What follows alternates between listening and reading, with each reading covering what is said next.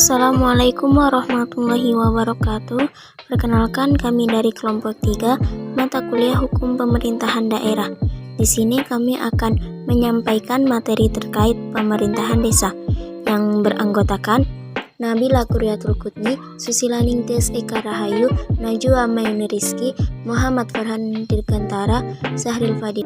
Saya dari kelompok 3 yang akan menjelaskan tentang materi pemerintahan desa. Setelah kita mempelajari konsep pemerintahan desa, kita diharapkan untuk mampu menguasai, memahami, dan juga dapat menjelaskan apa itu konsepsi desa, apa itu juga dasar hukum pemerintahan desa, kedudukan, serta tugas wewenang kepala desa, dan juga badan permusyawaratan desa, dan juga perangkat desa, serta hakikat otonomi desa.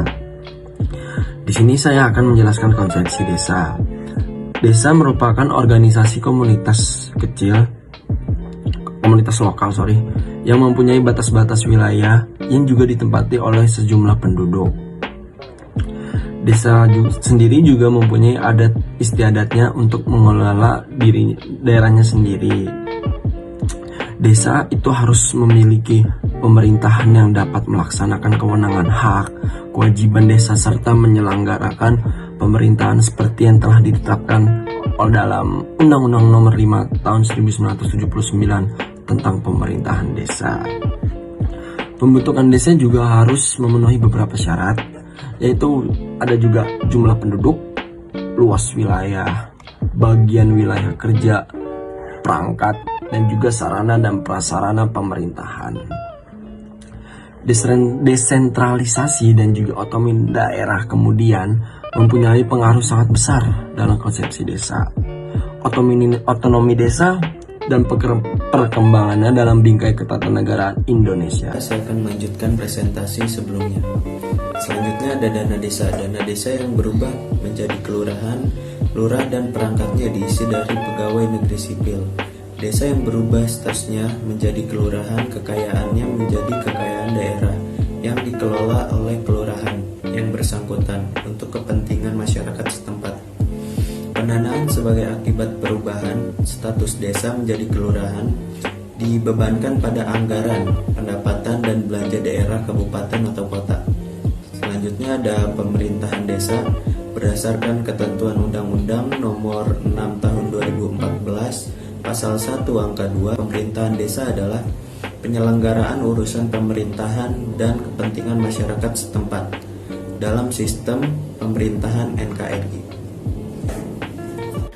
Pemerintahan desa sebagai lingkup pemerintahan terkecil yang dilakukan oleh pemerintahan desa. Pemerintahan desa adalah kepala desa atau yang disebut dengan nama lain dibantu perangkat desa sebagai unsur penyelenggaraan pemerintahan desa. Berdasarkan Pasal 24 Undang-Undang Penyelenggaraan Pemerintah Desa, ada asas-asas tertentu. Pertama, kapasitas hukum. Yang kedua, tertib penyelenggaraan pemerintahan. Yang ketiga, tertib kepentingan umum. Yang keempat, keterbukaan. Yang kelima, proporsionalitas. Yang keenam, profesional. Yang ketujuh, akuntabilitas. Yang kedelapan, efektivitas dan efisien. Yang kesembilan, kearifan lokal. Dan yang kesepuluh, keberagaman. 11, partisipatif. Mungkin selanjutnya akan dijelaskan oleh teman saya. Di sini saya akan melanjutkan penjelasan tentang pemerintahan desa. Berdasarkan Pasal 24 Undang-Undang Desa, penyelenggaraan pemerintahan desa berdasarkan asas A. Kepastian hukum, B. Tertib penyelenggaraan pemerintahan, C. Tertib kepentingan umum, D. Keterbukaan, E. Proporsionalitas, F. Profesionalitas, G. Akuntabilitas, H. Efektivitas dan efisiensi, I. Kearifan lokal, J. Keberagaman, dan K. Partisipatif. Lalu berikutnya saya akan menjelaskan lebih lanjut. Yang pertama adalah Kepala Desa. Kepala Desa adalah pimpinan tertinggi di sistem pemerintahan desa yang memiliki tugas dan wewenang yang telah ditentukan oleh undang-undang. Pasal 26 ayat 1 menyebutkan bahwa kepala desa bertugas menyelenggarakan pemerintahan desa, melaksanakan pembangunan desa, pembinaan masyarakat desa, dan pemberdayaan masyarakat desa. Pengaturan mengenai wewenang kepala desa diatur dalam pasal 26 ayat 2, lalu hak kepala desa diatur dalam pasal 26 ayat 3, dan mengenai kewajiban kepala desa diatur dalam pasal 26 ayat 4 dan pasal 27 tentang Undang-Undang tentang Desa. Selain memiliki tugas dan wewenang, kepala desa juga memiliki larangan, sebagaimana yang diatur dalam pasal 29 Undang-Undang tentang Desa. Kepala desa dipilih melalui pemilihan secara langsung yang diatur dalam Undang-Undang tentang Desa. Kepala desa berhenti karena 3 hal, yaitu meninggal dunia, permintaan sendiri, atau diberhentikan sebagaimana yang diatur dalam pasal 40. Di sini saya akan menyampaikan materi selanjutnya, yaitu tentang Badan Permusyawaratan Desa. Berdasarkan ketentuan Pasal 1 Angka 4 Undang-Undang Desa, Badan Permusyawaratan Desa atau disebut dengan nama lain, lembaga yang anggotanya merupakan wakil dari penduduk desa. Badan Permusyawaratan Desa memiliki fungsi sebagaimana yang diatur dalam Pasal 55 Undang-Undang Desa.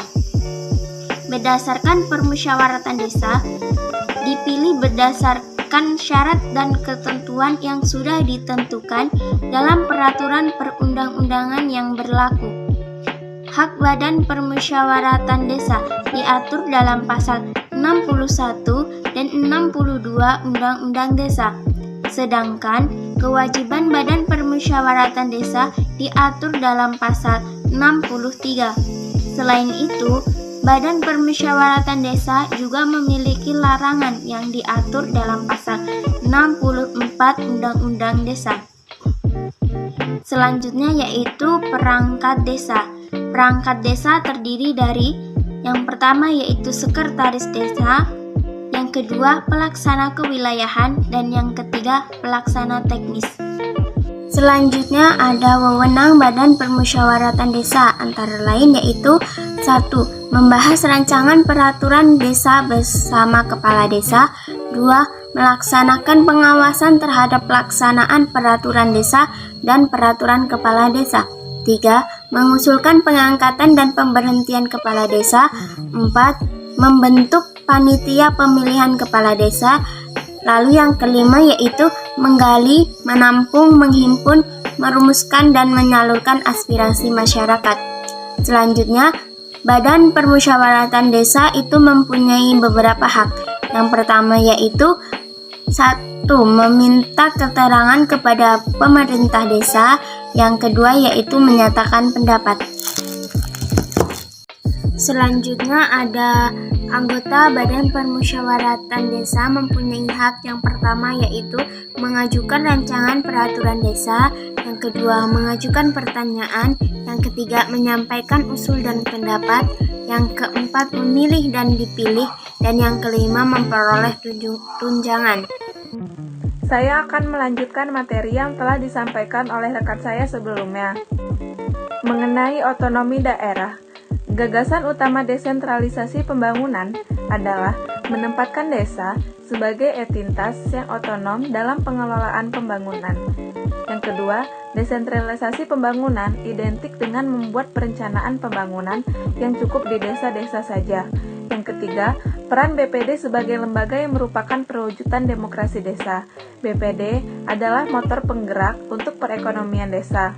Otonomi desa dalam pasal 18B ayat 2 setidaknya harus memenuhi pada 3 hak asal-usul, yaitu yang pertama, pengakuan terhadap susunan asli, yang kedua, pengakuan terhadap sistem norma atau pranata sosial yang dimiliki atau berlaku, yang ketiga, pengakuan terhadap basis material yaitu aset-aset kekayaan di desa. Gagasan otonomi desa mempunyai manfaat dan tujuan diantaranya adalah sebagai berikut. Yang pertama, memperkuat kemandirian desa sebagai basis kemandirian Negara Kesatuan Republik Indonesia. Yang kedua, memperkuat posisi desa sebagai subjek pembangunan. Yang ketiga, mendekatkan perencanaan pembangunan kepada masyarakat. Yang keempat, memperbaiki pelayanan publik dan pemerataan dalam pembangunan. Yang kelima, menciptakan efisiensi pembiayaan yang sesuai dengan kebutuhan lokal. Yang keenam, menggerakkan ekonomi lokal dan penghidupan masyarakat desa. Dan yang ketujuh, merangsang tumbuhnya partisipasi masyarakat lokal. Itulah tadi presentasi dari kami kelompok 3. Kami mengucapkan terima kasih. Wassalamualaikum warahmatullahi wabarakatuh.